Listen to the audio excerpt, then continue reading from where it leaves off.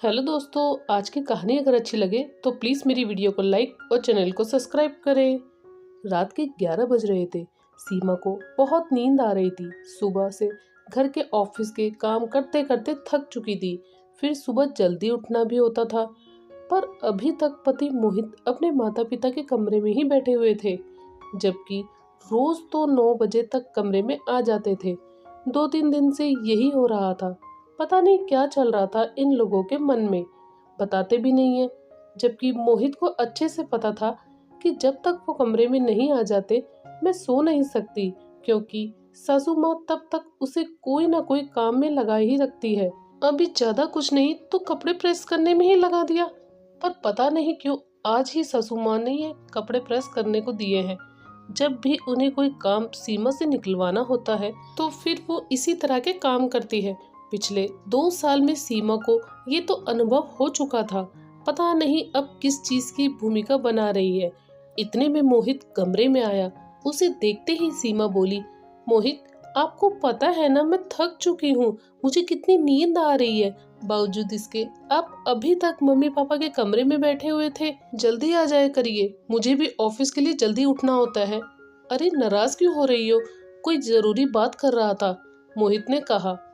तो उसने सोचा कि शायद सीमा उससे पूछेगी, पर सीमा ने कुछ नहीं पूछा और वो बिस्तर पर आकर लेट गई। मोहित ने कहा, अरे तुम भी हद ही करती हो। पति अभी कमरे में आया है और तुम सोने लग गई। तुमने तो पूछा ही नहीं कि क्या काम था। लोगों की पत्नियों को तो उत्सुकता रहती है कि ऐसी क्या बातचीत हो रही है घर में। मैं थक गई हूँ, मुझे नींद आ रही है, पर फिर भी आपको जो कहना है कहिए। वो मैं कह रहा था कि तुम्हें तो पता है कि मेरा बिजनेस बिल्कुल भी ठीक नहीं चल रहा है और अब दीदी के ससुराल में उसके ससुर जी का रिटायरमेंट का पार्टी है। सभी के कपड़े, शगुन का सामान तो हम ले आए हैं, पर इतना काफी नहीं लग रहा है।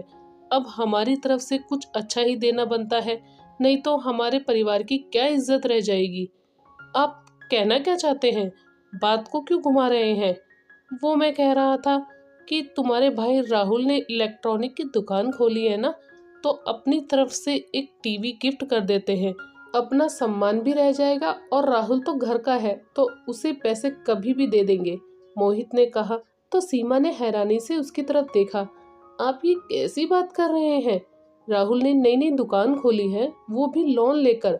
अब दुकान खोलते ही उधारी देना शुरू कर देगा तो कमा कर खाएगा क्या, मोहित बोला। तुम भी हद करती हो, एक टीवी से क्या नुकसान होगा, और फिर मना थोड़ी कर रहा हूँ, आगे चलकर उसे पैसे दे देंगे। अच्छा, पिछली बार भी 2 लाख लिए थे तुमने मेरे पापा से, आज तक तो दिए नहीं, ऊपर से और उधारी लेने की बात कर रहे हो, सीमा ने कहा। तो सासू माँ तुनकते हुए कमरे में आ गई। शायद दरवाजे पर ही कान लगाकर खड़ी थी और आते ही बोली, अरे अपनी बेटी को इतना सा नहीं दे सकती क्या। आखिर तुम्हारा भी तो उस घर पर हक है। आखिर कहाँ लेकर जाएंगे तुम्हारे पापा इतना सब कुछ। भाई के साथ साथ तुम्हारा भी बराबर का हक है।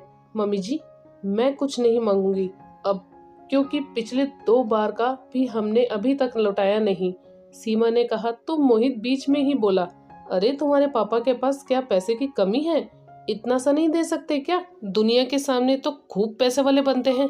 बस करो मोहित, मेरे पापा के पास कोई पैसे वैसे नहीं है, और वैसे भी पैसे कमाना पड़ता है, मेहनत करनी पड़ती है।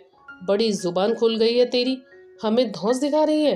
अपनी बेटी के ससुराल हम क्या खाली हाथ चले जाएं, और तू भी तो कमाने जाती है, थोड़ा बहुत दे सकती थी, आखिरकार सीमा ने कहा। लेकिन क्या आपकी बेटी आपका सम्मान है, उसे जो देना है आप दीजिए, उसके लिए मेरे मायके वालों से मांगना जरूरी है क्या। जो भी देना है अपनी हैसियत के मुताबिक दीजिए। वो लोग तो खुद लोन लेकर अपना बिजनेस थोड़ा बहुत चला रहे हैं, और रही बात मेरी कमाई की, तो पहले मैं मेरे मायके वालों का कर्जा चुकाऊंगी ताकि सर उठाकर जी सकूं, उसके बाद ही मुझसे उम्मीद कीजिएगा। अब मुझे माफ कीजिए, मुझे नींद आ रही है, मैं अब इस बारे में कोई बात नहीं करना चाहती। सीमा का स्पष्ट रूप देखकर आगे किसी के बोलने की हिम्मत ना हुई। आखिरकार सीमा की नंद की पार्टी में शगुन और कपड़े ही गए, और कुछ महीनों बाद सीमा और मोहित ने मिलकर उसके पापा के सारे कर्ज चुका दिया।